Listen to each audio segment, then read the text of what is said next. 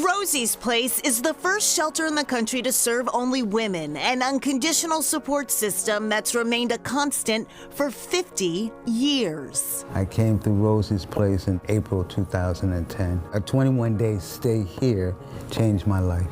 Florence Potter was born in Worcester, the oldest of 19 children, and after spending nearly 30 years in California, she moved back to Massachusetts. I needed three things. I needed salvation, I needed sobriety, and I needed shelter. As many as 400 females a day pass through these doors in Boston's Roxbury neighborhood. Women have had unique experiences that are different from men. Some of our guests have experienced some significant traumas, and we really want this place to feel safe and welcoming and nurturing. Lee Marie Mosca is president and CEO. We started out serving sandwiches, and now Rosie's Place is a multi-service organization. Rosie's Food Pantry provides groceries, and its dining room serves breakfast, lunch, and dinner 365 days a year.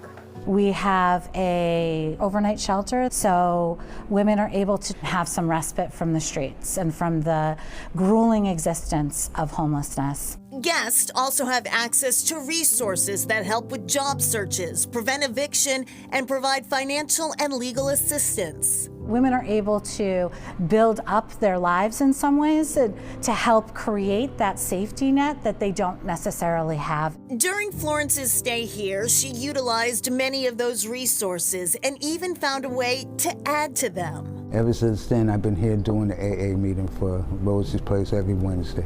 Shortly before she left Rosie's, Florence met the founder, Kip Tiernan. I'll never forget the way that she shook my hand, and I asked her to be my sponsor. She didn't even know what that was, but she said yes. So her yes saved my life.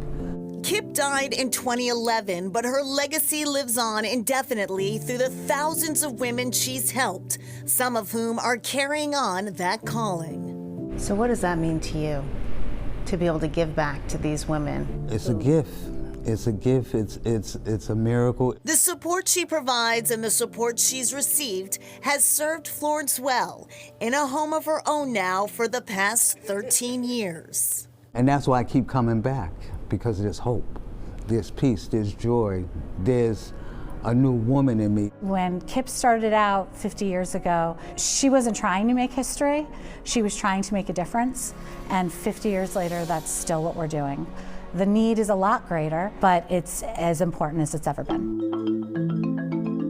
Some older people may remember the human ear on the back of a mouse, a project I worked on, and that became an icon for the field of tissue engineering, which was just getting started at that time. Linda Griffith has been a forerunner in the field of biological engineering for decades, blazing a trail while also battling severe health problems and chronic pain. I started having extremely bad cramps and bleeding with my very first periods when I was 12, and this escalated throughout high school, college, graduate school. I would miss exams because it was so incredibly painful. It wasn't until she moved to Massachusetts for a job at MIT that Linda saw a doctor who provided a reason why she was suffering after what was supposed to be a minor surgery. I was in the hospital for a week because I had very advanced endometriosis, and that was the first time I ever heard about endometriosis. According to the World Health Organization, endometriosis affects 1 out of every 10 females of reproductive age.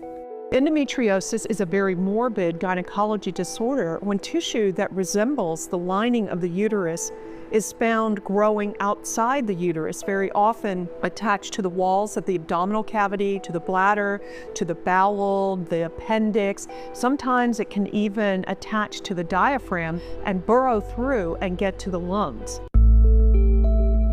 Endometriosis has no known cause and no cure, and diagnosis usually requires surgery. But it can cause infertility, it causes tremendous pain, it causes systemic inflammation, and I wouldn't be talking to you if there were good therapies for it. Linda has had 8 more surgeries since and has turned her personal plight into a mission. In 2009, she founded the Center for Gynepathology Research at MIT. One of their objectives is to help develop ways of staging endometriosis similar to how cancer is characterized, another disease Linda has battled. My own experience with cancer was very informative for our endometriosis research. So the size of the tumor was somewhat important. It dictated aspects of how the surgery would be done, but it wasn't the determining factor in my therapy. But for endometriosis, we are still stuck in the era of here's how big your lesions are, and not here's the molecular signatures of your lesions. Linda also hopes that by continuing to educate the public, the medical industry,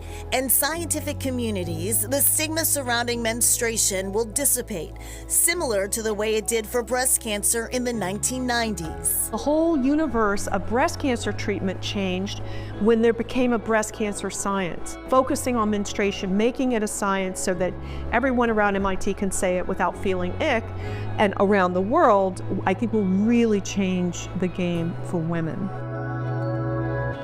And if you think you may have endometriosis, Linda suggests tracking and recording your symptoms, doing a lot of research, obviously reaching out to your doctor. She also says advocate for yourself. Don't be afraid to get a second opinion. Great advice. And back to Rosie's place. Turns out there was actually no Rosie. Founder Kip Tiernan wanted to create a safe place for women that had a name that didn't give away the reason why they were there. She also had a background in advertising, so she had a way with words. She knew what she was doing. Still ahead, the trailblazing Robin Roberts.